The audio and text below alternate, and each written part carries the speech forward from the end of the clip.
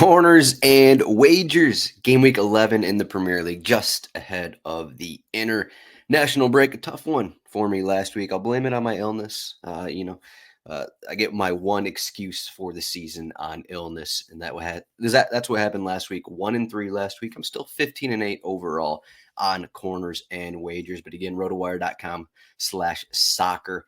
Check out all of our soccer content. We got FPL rankings, Fantrax rankings, so rare content, betting content, of course, a bunch of other stuff.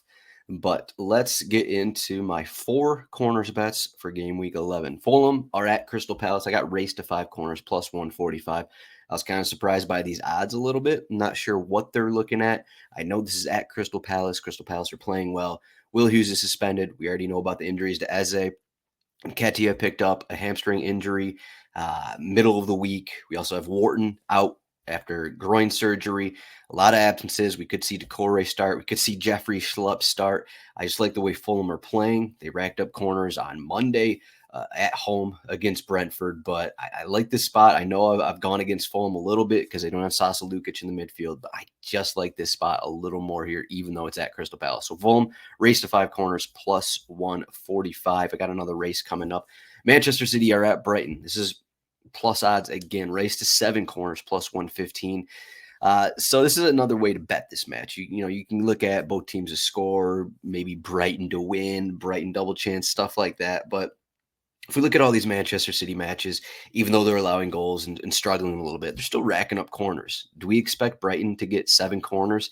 One thing for Brighton, I know they're playing well. They're fighting in a lot of these matchups, but when they go up against a team that's better than them, they still struggle to possess the ball. They still struggle to get consistent opportunities.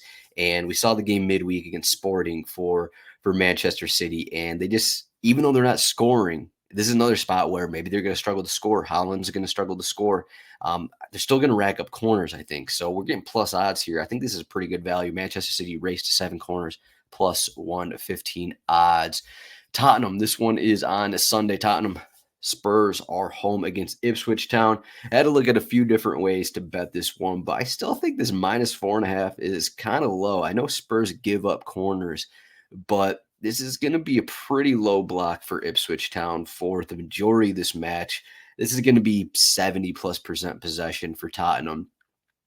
And I just think they're already leading the league in terms of corners. I think in terms of this, we're looking at, okay, the odds point to Spurs 8-9 corners and then Ipswich 3-4 corners. I think this is a spot where it's going to be, maybe it's like 12-2 in terms of corners. So we're getting Spurs minus 4.5 corners. This is full time at plus 100 odds.